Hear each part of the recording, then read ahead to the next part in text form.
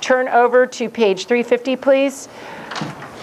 Please go through and know something about each of these vocabulary words. I know it is long. Keep it simple. Draw me pictures whenever you can. Make sure you know that the epidermis is the protective outer layer, that the mesenchyme is the jelly-like layer between the inner and outer layers of the sponge. The collar cells are flagellated. The amoebocytes are sponge cells that do the digestion and the respiratory. The gemmule, know what that is, that's that hard shell around the pieces of the sponge.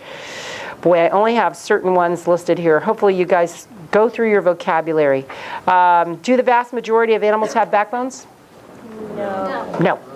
Okay, and then you have to be able to determine the symmetry. What about the eagle? What kind of symmetry? Bilateral. Good. How about the jellyfish? Okay. What about the segmented worm? Bilateral. And what about the mushroom? Radial. Thank you. How do sponges get their prey? They filter it out. Very good.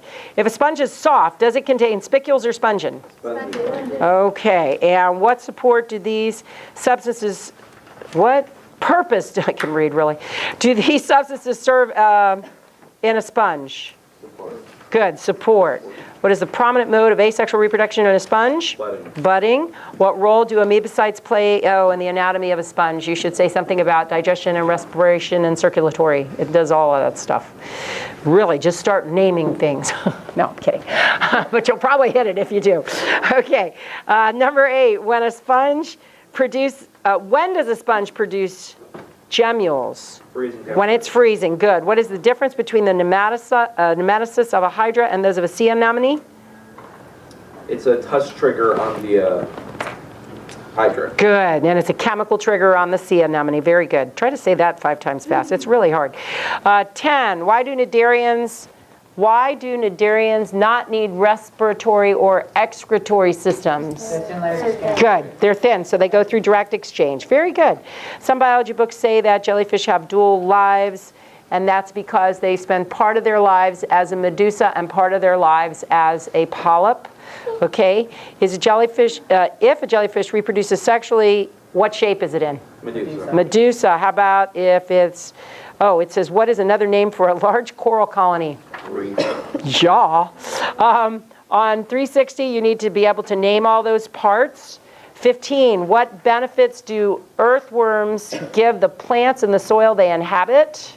They turn the soil. Good. They mix the soil, they bring air into it, loosen it up. 16, if you pick up 2 earthworms, the first one feels very slimy near the clitellum and the second one does not. What can you conclude about the first earthworm?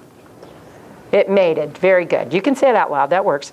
17, what similarities exist between sexual reproduction and the earthworms?